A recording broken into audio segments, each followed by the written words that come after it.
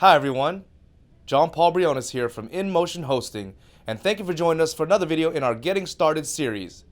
Today I'm going to show you how to manage your files in FileZilla. Okay, begin by opening your FileZilla up. As you see on the screen, I've already got my FileZilla up, and I'm going to connect to my server using FTP. If you're not sure how to connect to your server using FTP, a pop-up will come up on the screen. Click that to go to our full guide on how to connect your server using FileZilla.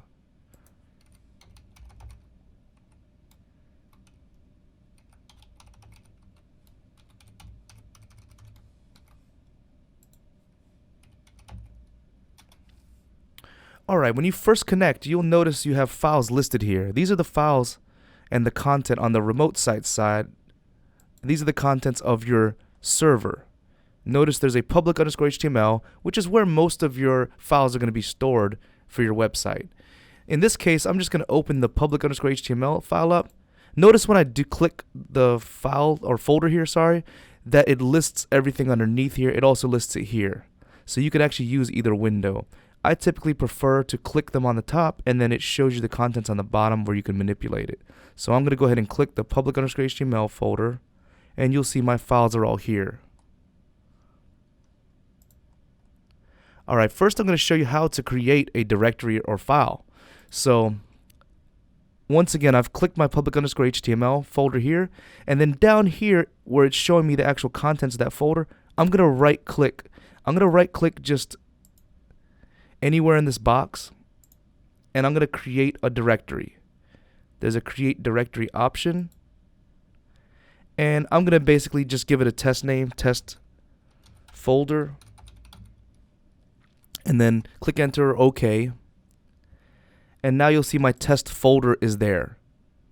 I'm going to go ahead and double click that to open it, and inside that folder I'm going to right click and I'm going to create a new file.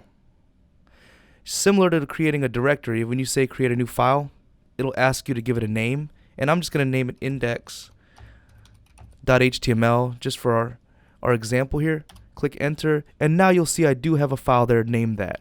So now you know how to create a folder as well as create a file.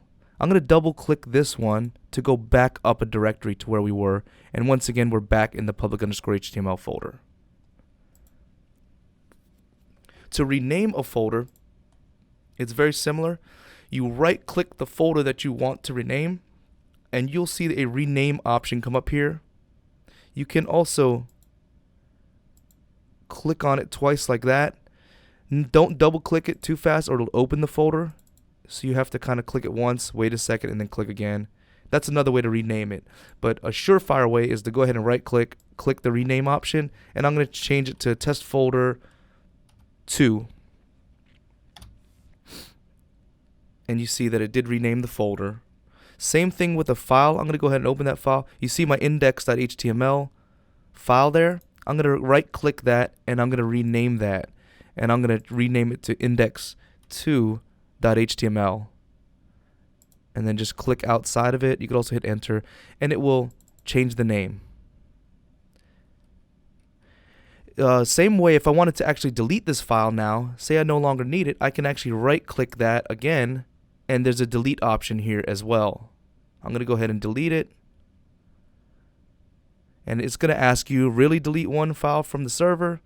And I'm going to say yes. You notice the file is gone now. Same thing with a folder. I'm going to go ahead and right click the folder that I want to delete, and then click the delete option here. And similarly, it will ask you, do you really want to delete this directory with its contents from the server? So it's letting you know that it's also going to delete the contents as well as the directory. And so I'm going to go ahead and say yes, and notice it's gone now. And finally, I'm going to show you how to change the permissions of your files or folder. Similar way, we're going to right click on the file or folder that we want to change the permissions for. And then at the bottom here, you notice there's a file permissions option. Go ahead and click that. When you do, you'll see it has owner, group, and public permission. If you're not familiar with permissions on a server, a pop-up will come up on the screen. Click that to go to our full guide on how to change permissions. But at this point, you can actually click to change the permissions, notice it changes that number on the bottom. You can also click this and actually type the number in that you want for the permissions, and it will actually check and uncheck the boxes for you automatically. In my example here, I'm just going to go ahead and give it execute and just change it to 744. That seems good. You can also make it recursive, which means that it will affect all the child folders and files as well. And you could also choose to apply to files only or to apply to directories only. So it gives you quite a bit of control when managing your permissions here. But once you've got the permissions that you want, go ahead and click OK. And the permissions will be changed. And you can confirm it by looking here in the permissions section. You can see that it's now 744. And now you know how to manage files in your server using FileZilla.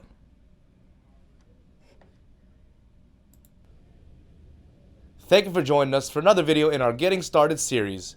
Feel free to like this video and comment below so we can bring you more great videos in the future. Do you know the InMotion Hosting Support Center has thousands of articles, pictures, and video tutorials to help you out with your web hosting questions? Something for everyone, from beginners to experts. Join our community and sign up with your Facebook or Google Plus for free swag, prizes, and discounts. Visit our support center at inmotionhosting.com/support.